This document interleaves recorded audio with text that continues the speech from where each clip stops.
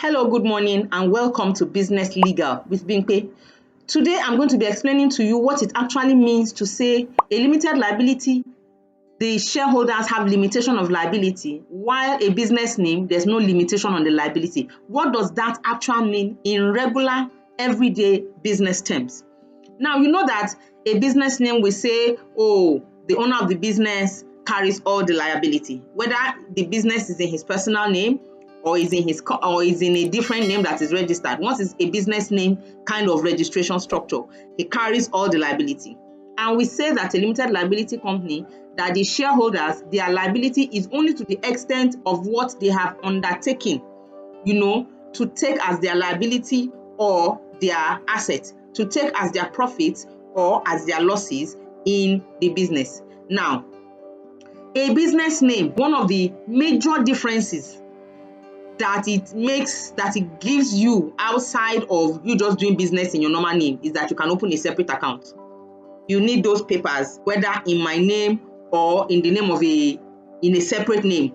I'm running a business and I want to separate the money. I want to be able to see what money runs in the account. You can open an account. That's the basic thing a business name gives you. And with that name, you can do other things. Because without that business name, even if you're running the business in your name, you can approach people for business. Oh, I run this business. And if you have credibility, if you have character, if you have some results, if you have reviews, you can be given jobs. But the business name enables you to register a separate account for that business, whether corporate, whether personal account. That is the primary thing that you get as a benefit of registering a business name. And you bear all the liability. But a limited liability company, if the company has 1 million share capital, and that share capital is fully paid off for, the share capital and how much those shares are worth at the time of sharing the profits or sharing the losses determines what the shareholders' profit or losses are. So if he has 1,000 shares that are worth 4,000 naira at 4 naira each, then his profit that's at the time of sharing the profit. Each share is valued at 4 naira each. He is liable to benefit 4,000 naira at that time of sharing profit because that's what the shares are worth. But if the company has made a loss and the loss is shared across board and it comes to 4 naira per share, then he's liable to pay back to the company just that 4 naira per share that he has taken up as shares in the company. So it is only the size of liability he has taken in the company based on what the company is worth, right? Or the size of the profit he's entitled from the company based on what the company is worth that he will get. That's why if you buy shares in publicly quoted companies, they will send you dividends based on the value of the shares as at that year end. They will send you a dividend showing, okay, the value of the shares is this, and you bought so number of shares, so this is your profit from the company. But ideally, if there's also a loss and the shares are valued, it is the extent of those your shares that you have taken that becomes your value of loss, what you're going to pay back to offset the losses of the company. That is the basic explanation of limitation of liability. But in a business name, it doesn't happen. There's no share. Nobody is measuring anything. There's profit, it enters your pocket. There's loss, it enters your pocket. Now, what are those losses? Let me explain the extent of the liability for you with a few examples. If the company wants to borrow money, you want to do a bit of expansion, you can do a bit of expansion with a business name. It's not out of place to do expansion. And you want to borrow money. You are going to borrow that money with the business name, right? But that business name is tied to you as a person because the person borrowing you the money, if you don't pay back, can attach your personal account to recover the money. What? So there's no separation between you and the business technically. If you borrow money for the business and you don't pay up, the person can take your money. But it's not the same with a limited liability company.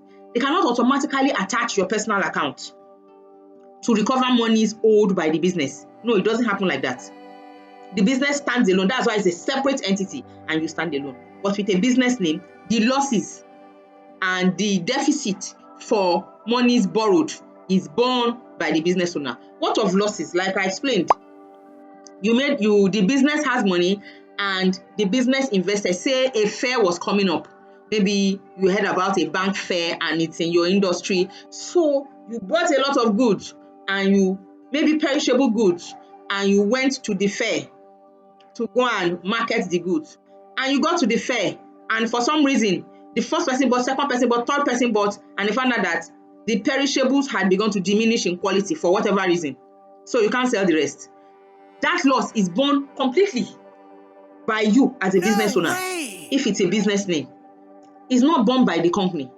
You can have, but if it's a registered company, you can have separate money in your personal account that you don't use to run that thing. And the business will absorb the loss. The business will take it off from there, and the business will continue to run. You can decide to pump money from your personal account, but you are not under obligation. But in a business name, it's you. If you borrowed money to buy those goods and you don't pay it back, maybe you did because you couldn't sell it. It's you they know. They don't know anybody else. You know that with a limited liability company, you have directors, and a business name does not have any directors. So the directors are supposed to be the ones running the business. If you are not the one running the business in your registered company and something goes wrong, you can at least say, okay, it was the managers of the business. It was the directors that were running it. Oh, they took wrong business decision, this and that. You can explain that to your staff and say, okay, we will need to take time to get over it. We will need to. But if it's only you that is running the business, there are no directors. Who are you going to blame? There's nobody to blame. It's just you. You are your decision maker, and you are the one taking the fall or taking the rise, whatever the choices you make are. So there's no shifting of blame. There's no sharing of responsibility. Even if you have a GM with a business name, the exposure of the GM is to the extent of salary. That's all. But a director, as a director of the business, their exposure is more than the exposure of a general manager who you just employ to manage your business that is registered as a business name. But with a limited liability company, you can say, oh, the directors, they signed a resolution that put us at risk and we'll get over it. You can have somewhere to wriggle it into. With a business name, no wriggling anywhere. It's just you.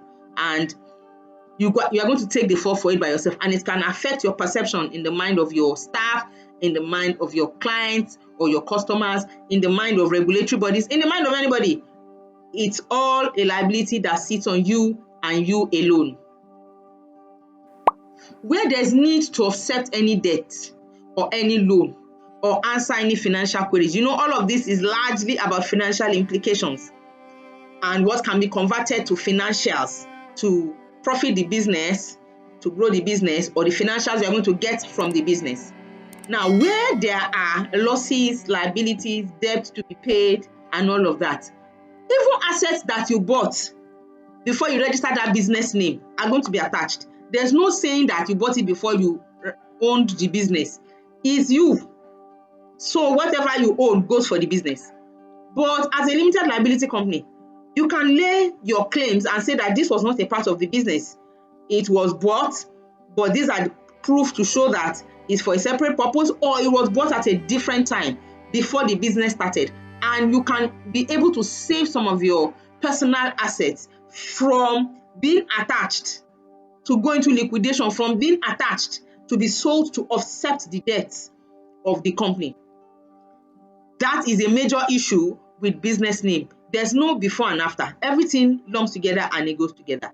So those are some of the basic examples of what full liability for a business name and limited liability for a registered company. Those are some of the basic ideas you can need to understand what they mean to your business. That is not to say you can't start with a business name. You can start with a business name and upgrade to a limited liability company. But you must know it at the back of your mind that if you start as a business name, you have limitations. There are business opportunities you can't take, and there are business risks that are heavier for you and that you are going to take. If you found this video helpful, please smash the like button. And if you're not subscribed, please subscribe to this channel and hit the notification bell so you know when the next video goes live. Remember that you can grow your business with the principles of the law. Take care and bye-bye.